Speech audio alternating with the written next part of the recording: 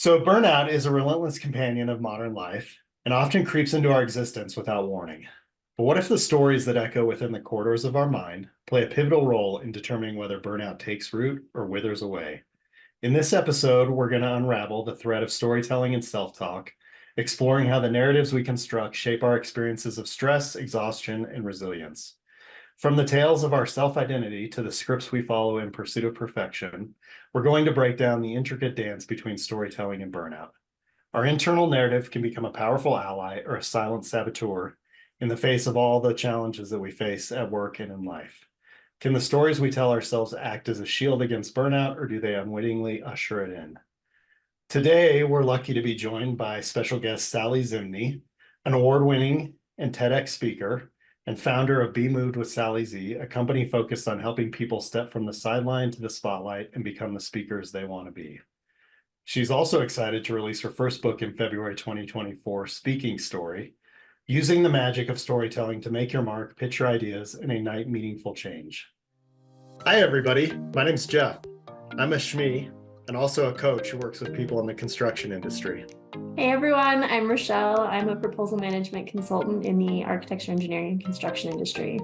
And this is Burnout Banter. Before we jump into today's podcast, remember to subscribe to the podcast on Spotify, Amazon, Apple Podcasts, YouTube, or wherever you listen so that you can stay up to date with the latest banter. Welcome. Yay! Hi, Jeff. Hi, Rochelle. How's it going? Hey, Sally. I mean, how is it going? All day today, I've been thinking about burnout in preparation for this conversation. And honestly, I'm like, this is sort of ironic because I'm feeling kind of burnt out right now. So this would be perfect. This is great. Well, from what I know about you, you've had a lot going on over the past couple of months. So that's yeah. surprising. Yeah, for sure. I think it was earned. I've earned it. Well, do you mind just telling everybody a little bit about yourself and maybe about your book as well? Yeah. So Jeff introduced me a little bit, but a lot of people online especially call me Sally Z. And I am a speaker and a speaker coach. So for the last 25 years or so, I have been really empowering people to step out front and use their voice, their authentic voice, so that they can move their audience. So really what I work with all kinds of different people, leaders from all different industries. And my goal is to help people find their more clear, courageous voice. And so, especially for the last few years, that has revolved around the idea of stories and storytelling. And I think it's such an important element to, even if you don't consider yourself a speaker, and I always have to say that because a lot of people just opt out immediately. They're like, speaking, no, I don't want to, nope, I don't do that. It's terrifying. It's not for me. But I really think of speaking as this really big umbrella, and it's truly just all the ways in which you can amplify and leverage your voice. And you're talking to a lot of leaders right now. We all are. And so leadership and speaking go hand in hand. And so it's really an important, not just professional development idea, but also personal development. And, it can really make a big difference in the way in which you lead. And, yeah, so that's what I get to do. And I love it. It's totally my passion. Yeah, so I don't know. How's that? That was a lot. It would be interesting to track. You said, right, if you're not a speaker, I would guess if we tracked how much time we spend speaking every day, right, talking to other people, yeah, to get our way in things that we're trying to accomplish, or as an engineer, we have to explain things to our clients in simple ways, and oftentimes that involves breaking down really complex things into stories or things that people can understand. So absolutely. I kind of think of it as, I just wrote a book, but have I really embraced the idea that I'm an author yet? It's like, no, I don't know. I guess I technically am an author. And I think speaking is very similar. Like whatever your role is, you are probably doing some speaking. You might not identify fully as a speaker, but you are speaking. And so, wrapping our heads around ways that we can do it better so that we can have a bigger impact on the people that we are speaking to, whoever that is, it's worth your time. So don't run away, is what I'm saying. Stay with us. I know Embrace the Rochelle fear can for identify. sure. You can identify with not wanting to be a speaker, right? I could once upon a time, and now I have just accepted it. Okay. Look at you. Okay. So, Rochelle, like, what helped you accept it? I'm just curious. I'm asking the questions now. No, I love this flip the script. I just kept getting like thrust into these opportunities. I'm like, I can't pass that up. I Yeah. absolutely like would love to talk about burnout with anybody who will listen. Yeah. So I was just doing my calendar actually for the next 3 months, and I have 9 presentations What's between up? like now and March. And I'm Awesome. like, this, what is my life? Like that would have terrified me 3 years Yeah. ago before Jeff and I did our first conference. And like Yeah. now Yeah. it's just like, oh, it's Wednesday. I have a webinar. Let's Yeah. go. Yeah. So there's a need or a message that you feel passionate enough about, it's overcoming your fear. Exactly. Or Exactly. just I have to like, be excited about what I'm talking about, or I'm gonna go yeah, crawl back in my little hole and say no.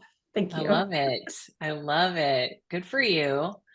I Good for think you one thing because that, yeah, one thing that both of us have had to learn though too is to like build recovery time in because we're both a little more introverted, and so it's that type of activity exhausts both of us, and so we've learned to like schedule in some recovery on the yeah, backside of something like that So love that we it don't for burn sure. out. Yeah. so that we I'm don't still burn out. learning Yeah. that. I am still learning that. And a lot of people think speaking is just for extroverts, or, you have to have some sort of, professional performance background of some kind or whatever. And it's really, truly not true. It's all accessible. It's all learnable if you're willing to take the risk and give it a go. And so the best way to do that is to have something on the calendar, right? To have a request come in, and then you're like, oh, okay, I guess I'm doing this thing. I'm willing to, this is important enough that I'm willing to kind of put fear in the back seat for a little bit and Yeah. put myself out there. Rock So on. you mentioned you're struggling with burnout a little bit, Yeah. potentially. What's been your experience with it in the past or currently? Yeah. I I am wildly resilient, and you all don't know me, and we've never been in the same room together, but I'm a pretty high energy person. And this is weird for me. This is unusual for me to get to such a place where I'm like, no, I just don't feel like it. I just am not feeling the go, go, go jazz. And, as an Enneagram 7 and ENFP and like all of the things, all of the leadership, identities, I am normally just all about January. It's a start. Let's go. Who's excited? I've got big visions, big dreams.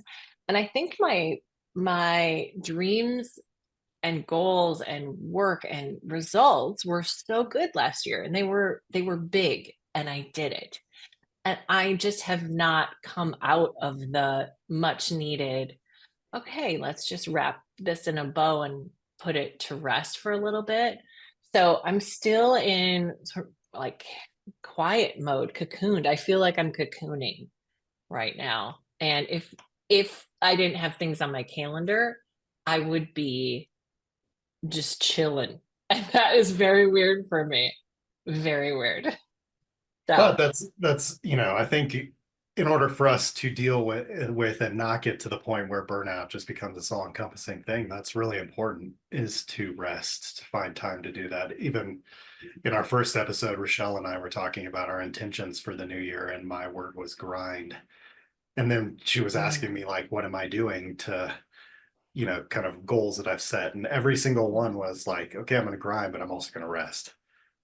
okay. So it had like this. The word grind, when Jeff threw it out there, like gave me burnout concerns. Because I'm just Yeah. like, I'm picturing Jeff just like saying yes to everything and going, going, going. And then he's like, no, I'm gonna like meditate and I'm gonna focus and I'm gonna like set boundaries. I'm like, that's not traditional That's not grinding. grind. Yeah, I love it. I love it. It's Jeff's version of It's Jeff's grinding. That's version of fantastic. grinding, which everybody Uh, should adopt. Amazing. Yeah, I mean, it's so ironic because I launched a conference in December, and my keynote at the conference was about the importance of doing despite your fears. Basically, like not getting stuck in the stories that we tell ourselves around these big ideas. And I really believe wholeheartedly in it. And literally, that was my whole year, is it was just like, take the plunge, go do, it was so much.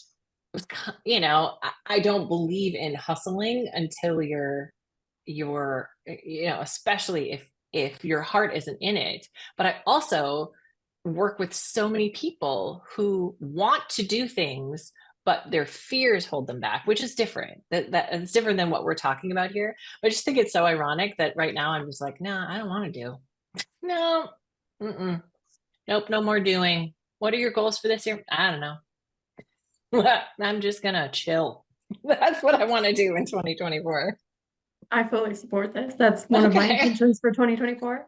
But two things that are really interesting in what you just said, I think, is one, the distinction between saying yes to things that you're passionate about versus saying yes to things that you think you need to, because I Yeah. think those lead to different levels of burnout. Mm-hmm.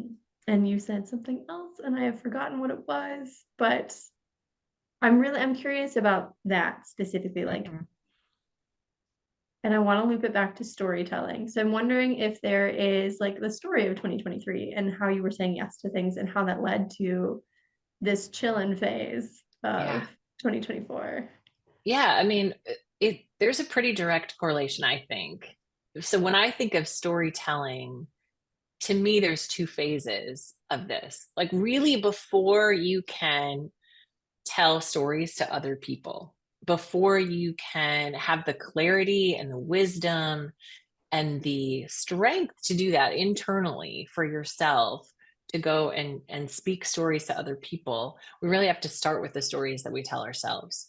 So all of the stories of 2023 for me was very much about go, go, go, do, do, do. And I'm still trying to figure out what the story is for myself in 2024. I know that it's a very different energy.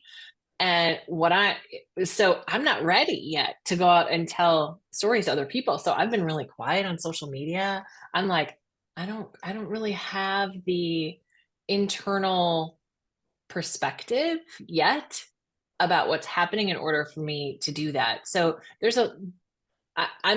I'm guessing from your point of view as burnout experts, like there's some internal introspection that is required in order to really even make sense of it for ourselves, to move through and decipher for ourselves. Is this fear? Is this I need to rest right now? Like, what is the thing that's holding me back? And being able to decipher that is so critical to know if you just need to push yourself, or how you want to make sense of that for other people. So we're having a very meta conversation because I speak about speaking, and I myself am having the very experience that I'm talking to my speakers about and my audience about all the time. So it's a Well, I little think, circular, but yeah, no, I think when you talk about fear, right?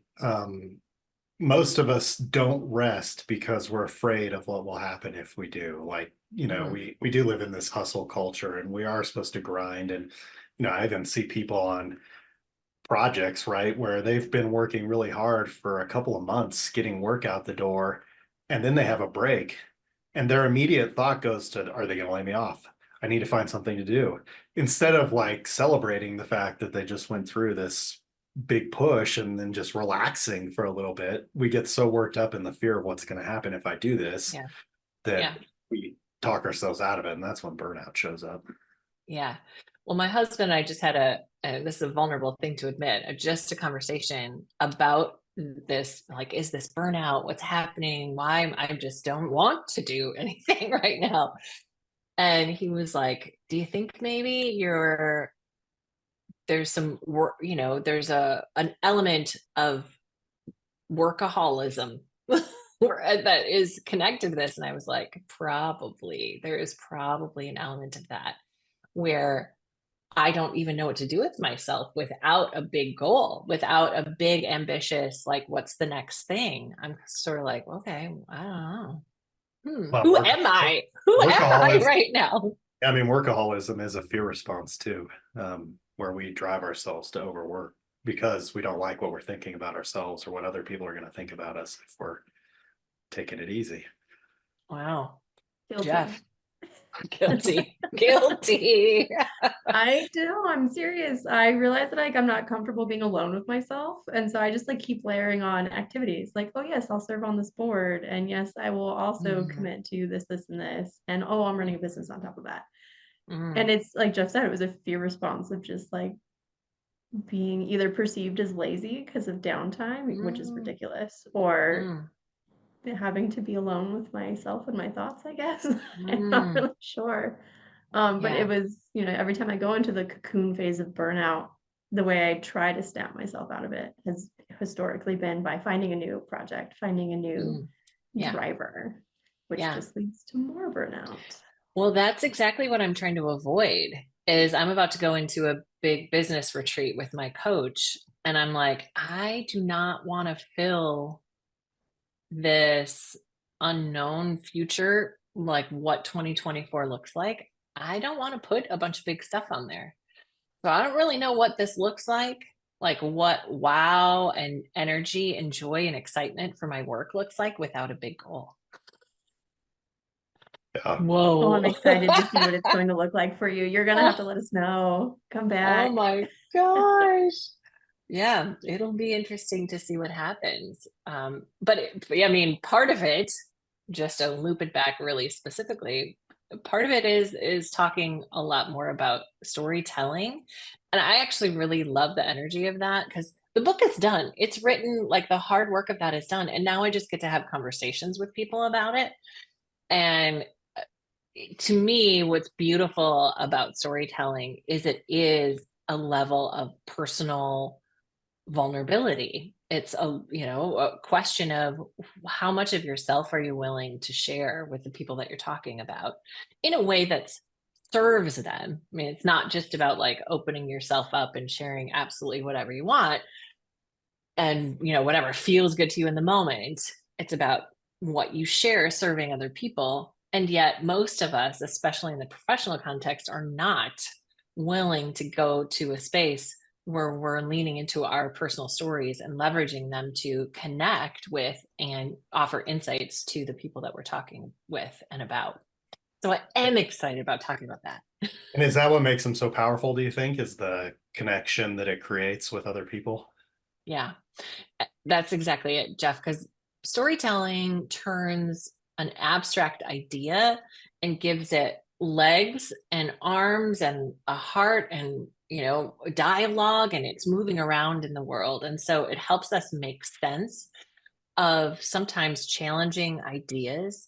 It gives context to and gray and complexity to what some people might see an idea. Let's say you're talking about something a little controversial or something where your audience already has a strong opinion about, and you're trying to shift their thinking in some way.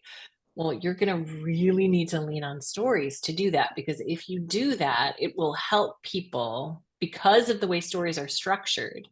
We feel the story before we're thinking about the point of the story, the answer to the story, and what you really want to say with the story. And as soon as we feel it first, it opens us physiologically in our brain up to thinking potentially differently about something. So it is such a powerful, persuasive tool.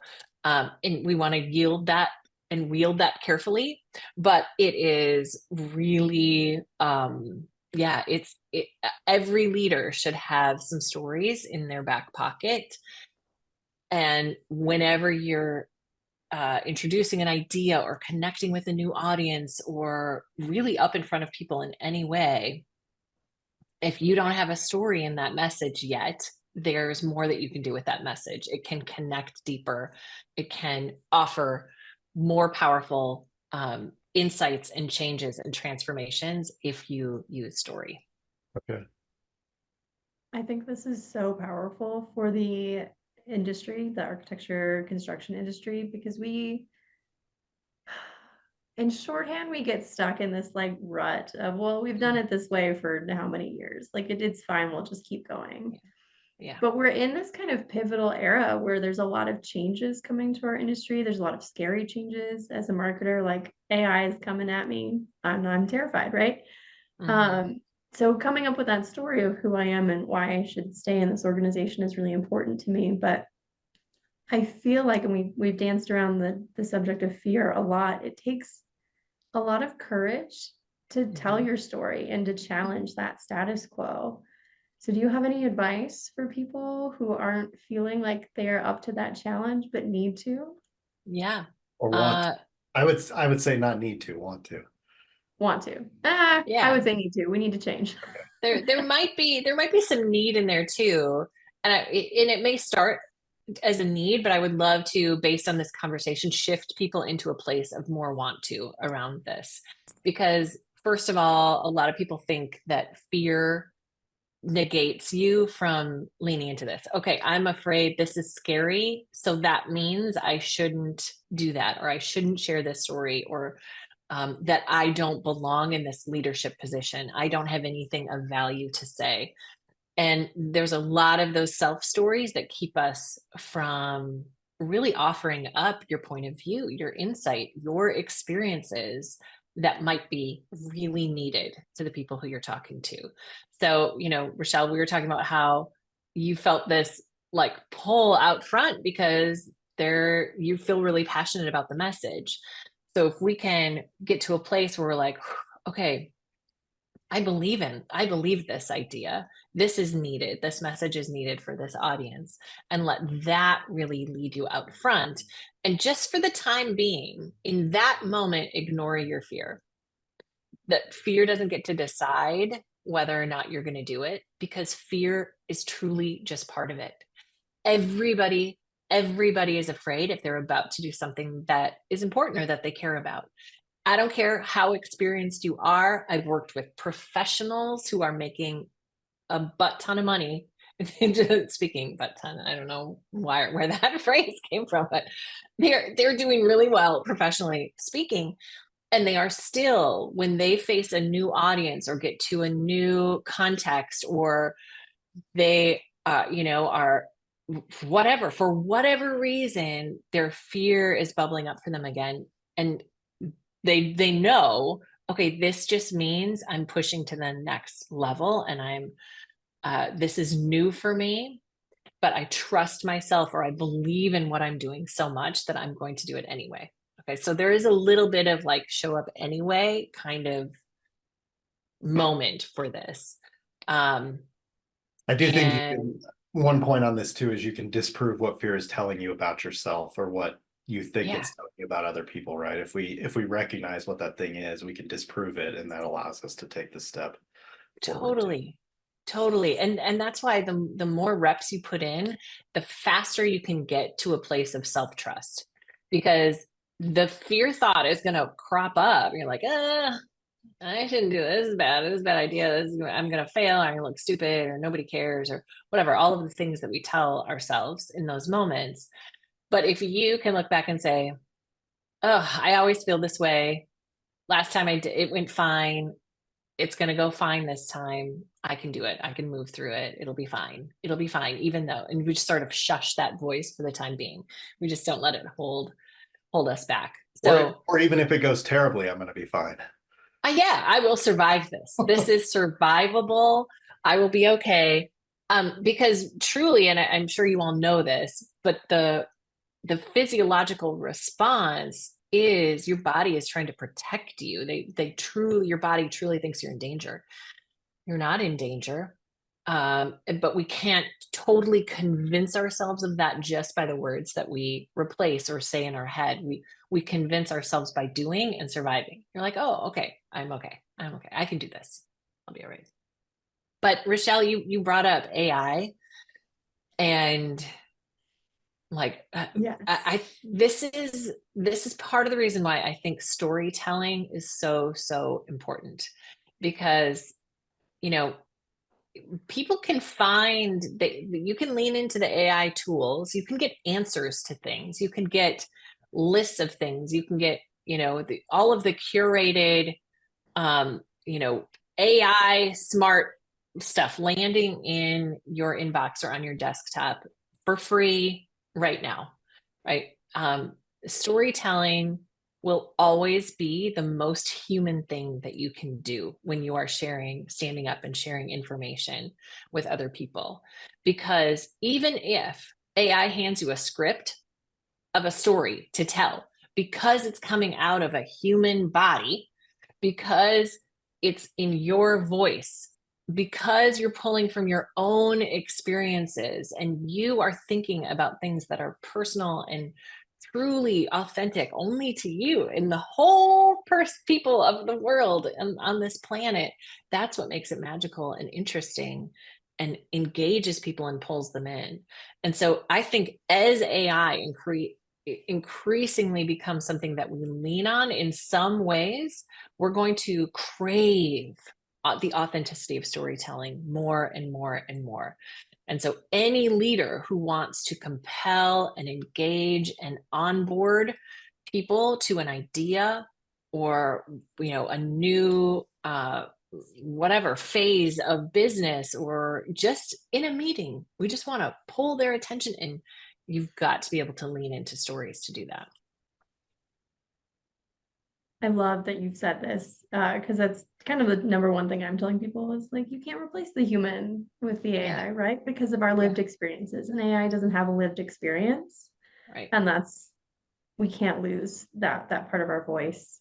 But it is still scary. That fear is still there until we convince ourselves that it's not. So or we just the only way it's not is by continuing to take risks and get outside your comfort zone, and then get comfortable and the fear goes away. But that's I mean, at this point in my career, I recognize the fear and I can flip it into excitement pretty quickly. But that's because I've been doing this for 25 years. So I will still feel that fear. Like I get nervous before everything. I'm like, "Ooh, okay." But I can flip that by, instead of saying this is, I'm nervous, this is going to be terrible, I'm so scared, I can flip that pretty quickly too, and believe myself when I say, I'm really excited. I can't wait to do this for them. This is going to be great. Right. And physiologically, nothing's different. I'm telling myself a slightly different story about it. And so, but the only reason I can do that is because I've done it again and again and again. We just got to get your reps in. Yeah, I was listening to an interview with an old country singer, and it was from a band in the 80s, and I can't remember the name of the band, but his first gig, like he didn't play in bands or anything, he got kind of discovered.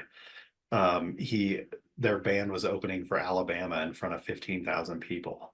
And he had never performed before.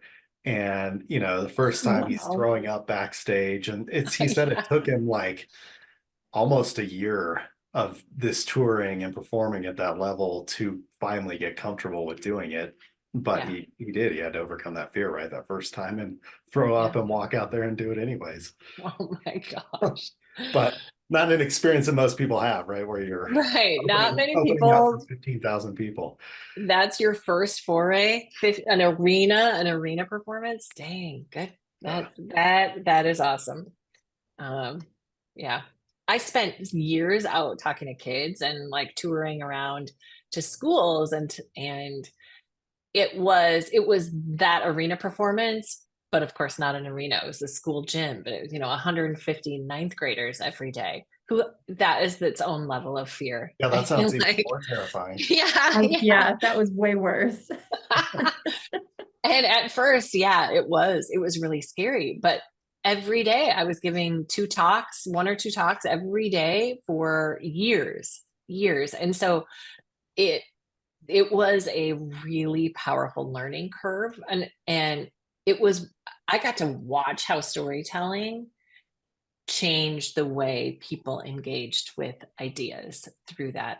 You know, people have a really high bar and like, you're dumb. I'm not interested in what you have to say. You sound like my mom. You know, like there's a lot we had to work against. Because, you know, we're talking about these ideas that your parents are probably talking to you about all the time. And Yeah. story was the way that people considered it, opened up to the idea and really understood it in powerful, meaningful ways. And it was so fun to do it over and over and over again as like a test phase. Like, okay, how did this work here? Interesting. Interesting. Today it went a little bit differently. I wonder why. You know, it's live theater.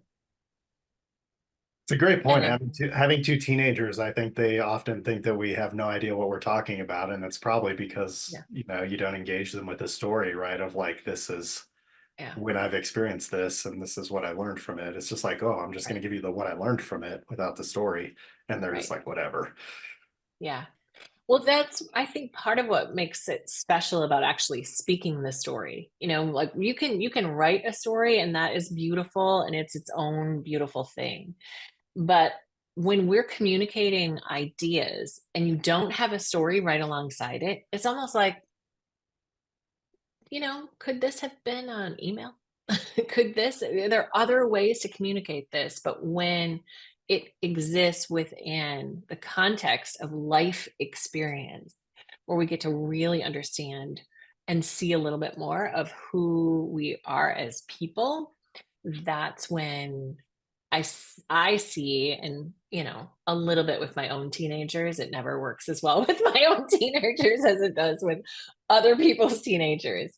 But you see their eyes open a little bit and sparkle and consider like, I'm gonna maybe think about this a little bit more.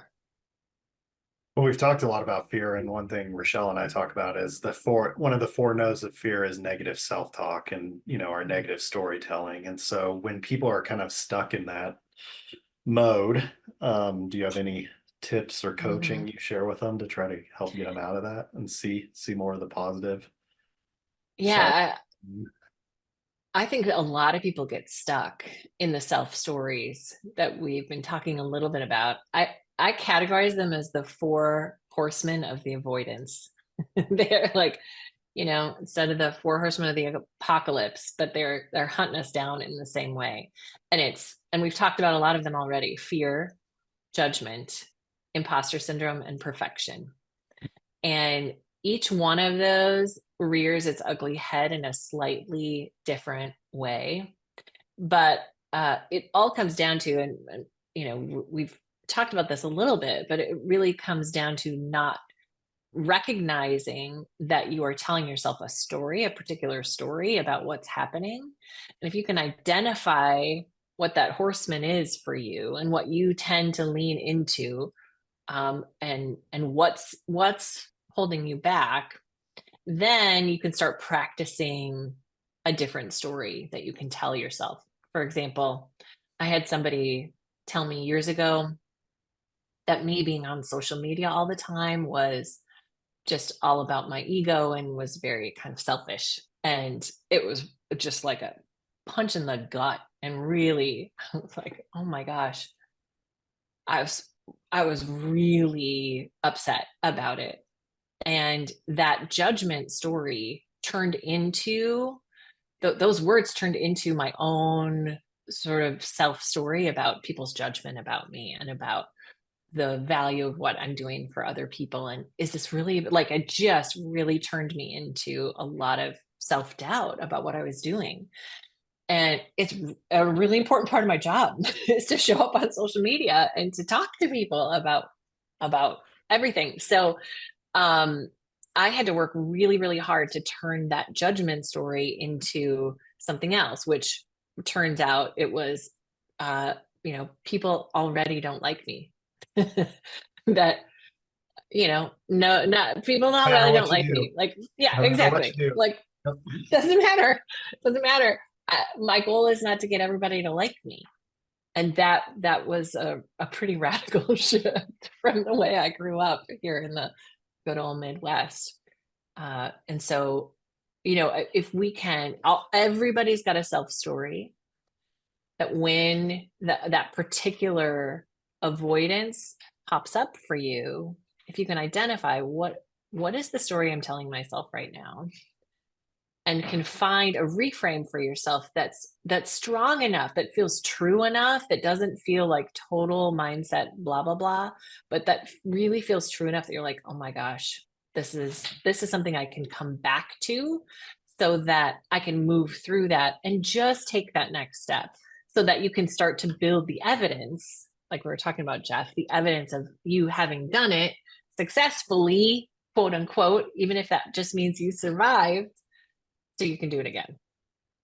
Yeah, what's interesting is by that person passing that judgment on you, in some way, shape, or form, you tapped into a fear that they had about themselves and they didn't like how that felt. And so they just went after you. Right. Yeah. Yeah, for sure. For sure. And it's really hard to see that in the moment. And now I look back and I have so much compassion actually for this person and their own struggles at the time, and how that was coming out at me. But you hear one thing, we all have these replays in our head of words and phrases people have said, stories we've heard, that we are telling ourselves. And if it's not helping you do this thing, in this context, if it's not helping you really share and speak a story that whoever it is you're talking to needs to hear, like, we've got to figure out how to eject that story and replace it with something that helps you move forward. Yeah, great point. Do you have any tips on how to help people embrace their inner storyteller? As an engineer, I probably need lots of help embracing my inner storyteller. I did a few years ago. I think I'm better at it now, but any tips for people? Yeah, I think a few things come to mind. And the first is that, um, really believing in sort of step one is believing that stories do exist, even in business. And there's a place for it, there's a need for it. So, in a meeting, a well-placed story can make a really big difference. In any presentation, a story can help. It can humanize you, it can humanize an idea.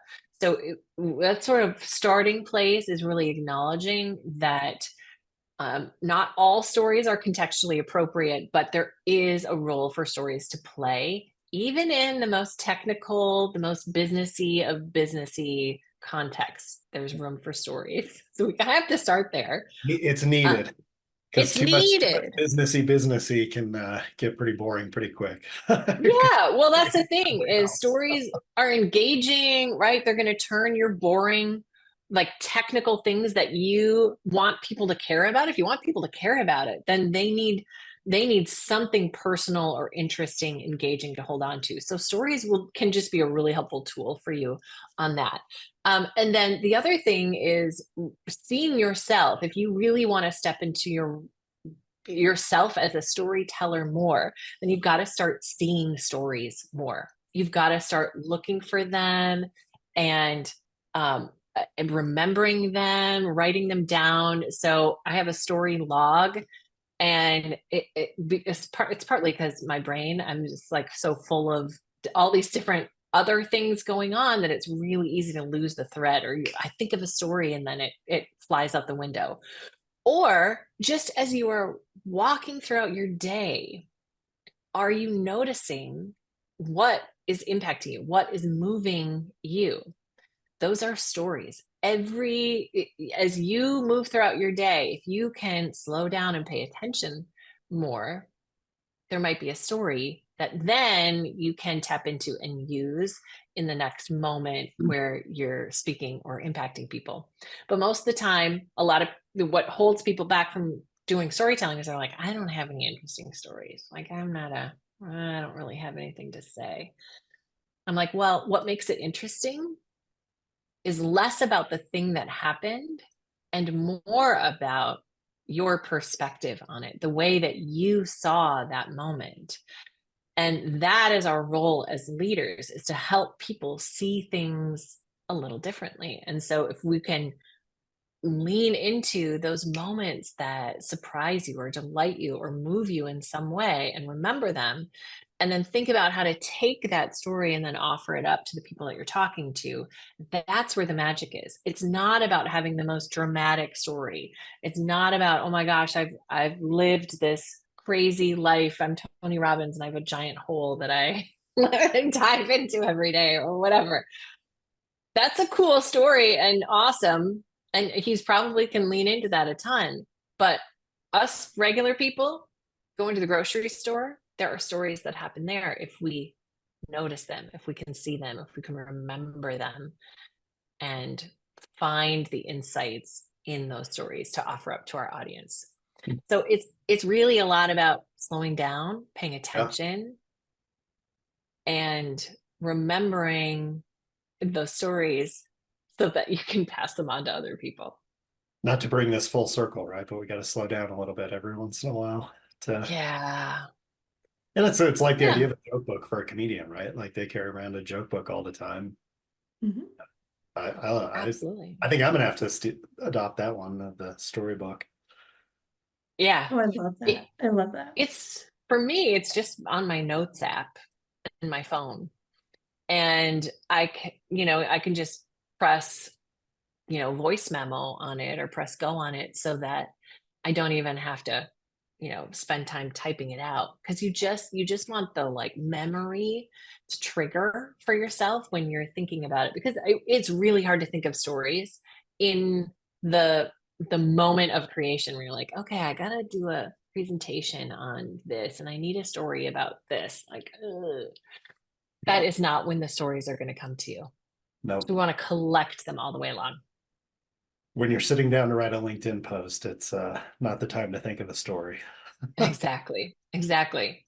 Right. Time pressure, creativity does not often work under our own timeline. It's like, no, I don't feel like it today.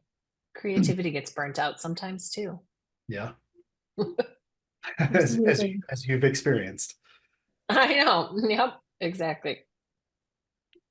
Well, anything else you want to share before we jump into burning question for the day? No, I mean, I would say, I feel like there's a really important concept with the storytelling that I haven't gotten to yet.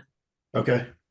So really quickly, if you are, let's say you've got a story and you're like, Sally, how do I tell a good story? Like how do I pull a story together and do it in a way that is persuasive and moving for my audience? I want to share with you really simple formula that will help you pull your story together. I call it MMM. It's very, very simple. It's moment, meaning, and move. So your MMM is that first M is moment, and all that is articulating the thing that moved you, like that moment that you were like, oh my gosh, this is what the story is about. Okay. And a good story brings us into a particular moment. It's not an overview. It's not kind of telling us about a thing. It brings us into a particular moment. So you're going to share that moment. Then the second M is meaning. And all that is you pulling the meaning out from that story for your audience. So as an example,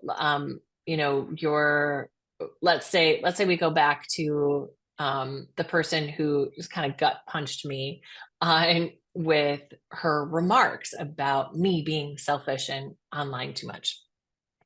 Well, when I share that story, when I talk about that story, what I talk about is the meaning for that is that everybody is going to have an opinion about what you have to do.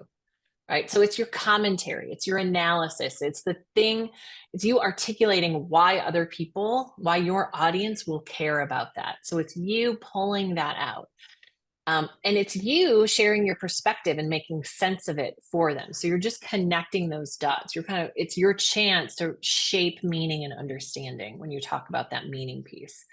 And then the third M is move. And all that means is you telling people what their next step is from there. So for me, it was, hey, people already don't like me, right? And maybe that's an insight that's helpful for you. People already have a point of view about you.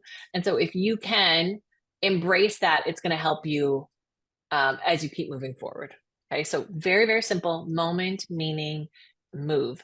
And if you can remember that formula, you can use it in any context. You can use it on social media. You could use it in your next pitch meeting. You can use it when you're talking to the board or leading a team meeting or wherever you find yourself when you're telling a story. If you can remember moment, meaning, move.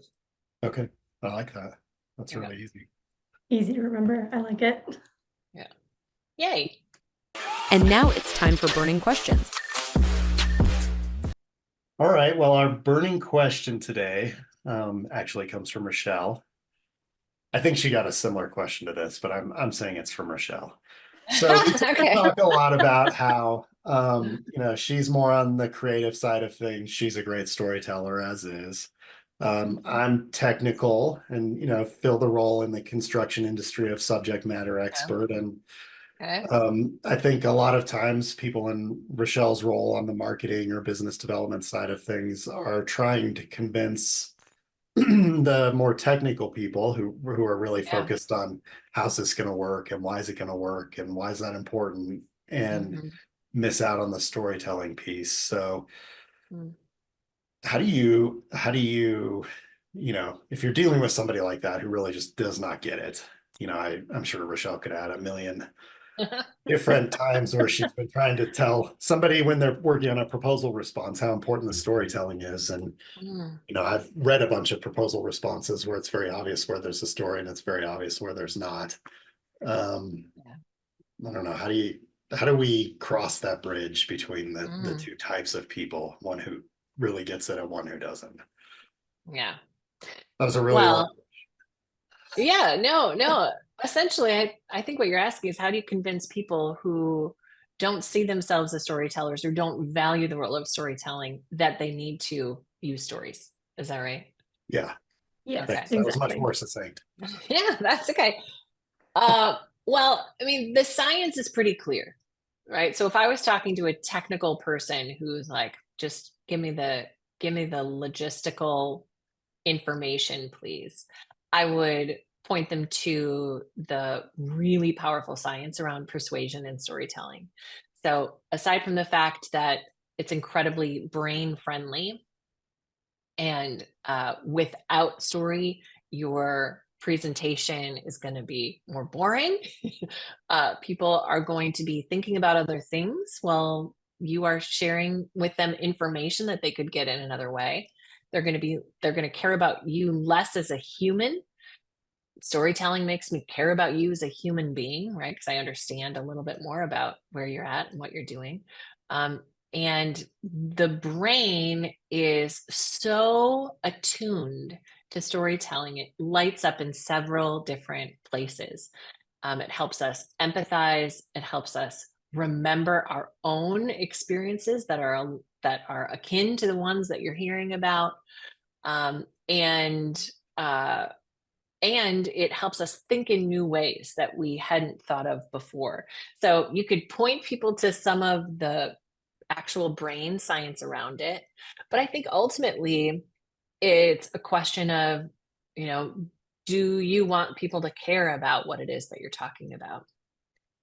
And if you want people to care about it and not just be impressed by it, not just take in the information, but to actually care about it and have an emotional connection. And PS, if you want them to buy, if you want them to become a client, you want them to have an emotional connection, then you've got to start playing with this art form a little bit.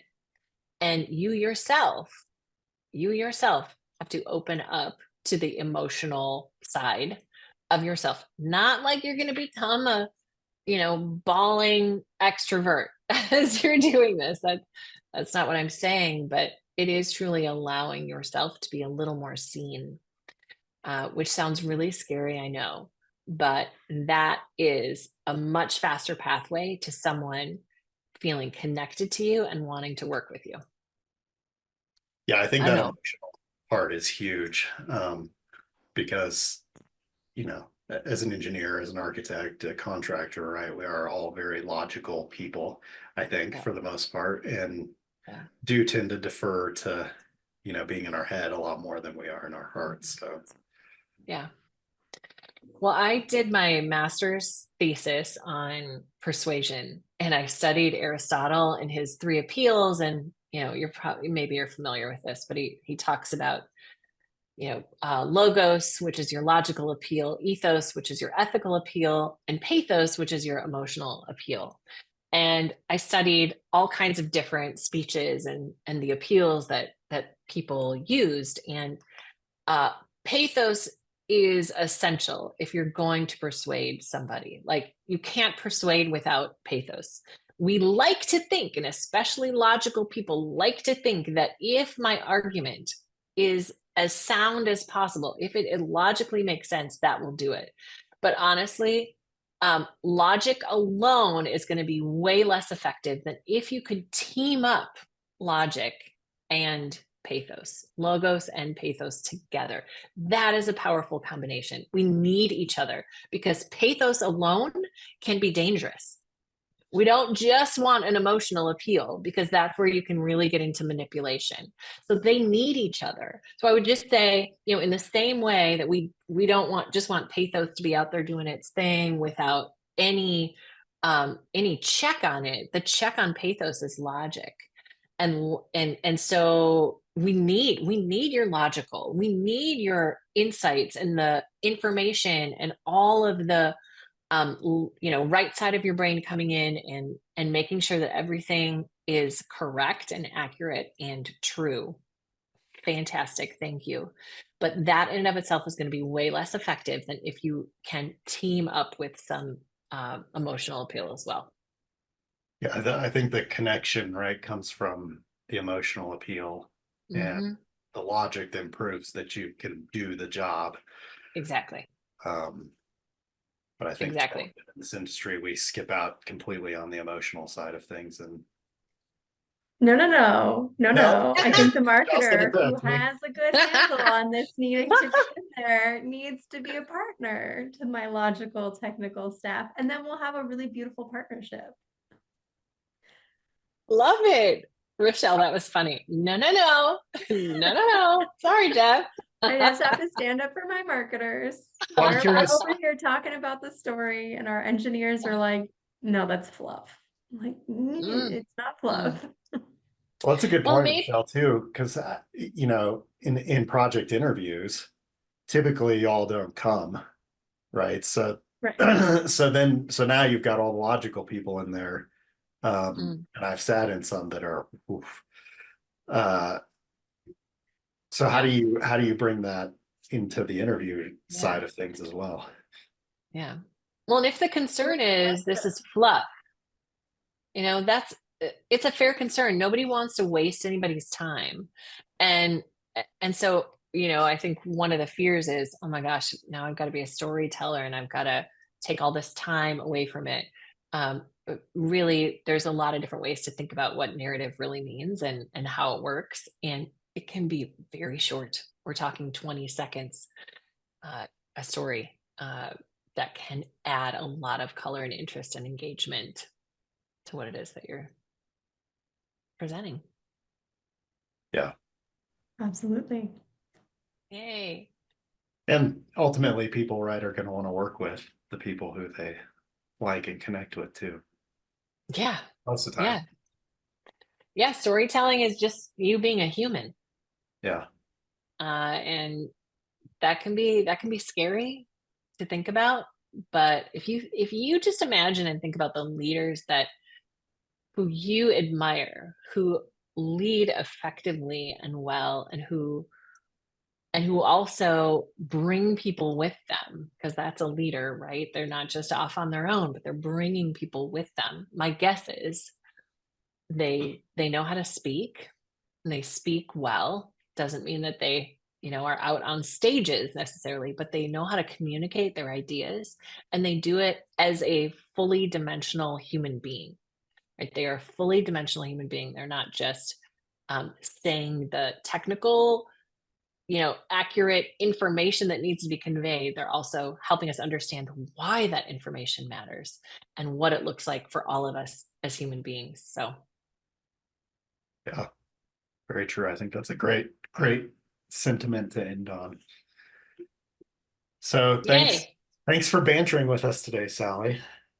Thanks for having me. This was really fun. I feel like we went around the world. We talked about all kinds of different things, which is great. It was We really fun covered to be here. so much. Our listeners are going to be so excited. Cool. I love that. It's usually where Rochelle and I go in a lot of different places. I love it. That's a banter for you. That's a banter, right? A little back and forth. You don't know exactly where it's going to go. It was fun. So a friendly reminder to our listeners, if you're having a burning question, you can email it to us at burnoutbanter@gmail.com. Please remember to like or subscribe to the podcast on Amazon, Spotify, Apple Podcasts, YouTube, or wherever you listen to make sure you never miss an episode. Also, please keep an eye out for Sally's book if you're interested, Speaking Story, Using the Magic of Storytelling to Make Your Mark, Pitch Your Ideas, and Ignite Meaningful Changes, which comes out this month.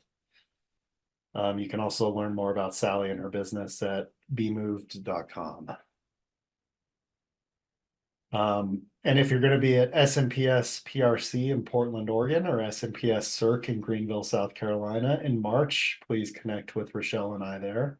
We are doing workshops at both conferences, so we'll be out on the road. Would love to connect with you.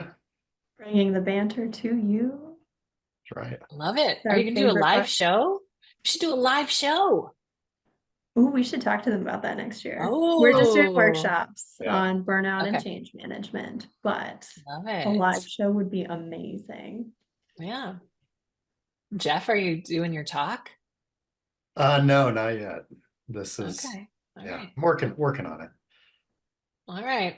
Sally's Keep helping. grinding. Sally's helping me with my own stepping into my own spotlight. So Oh, good. Mhm. Good. Yeah. Yeah. I'd like to get Jeff out on stage this year. What do you think, Jeff? I would like that as well. Yeah. That's my goal. All right. Do it. I'll support the heck out of this. I Share it got you. everywhere. I see you, Jeff. Coming for you. All right. Well, we'll see everybody next month. Thanks. Thanks so much. Thank you. Thanks. Bye. Bye.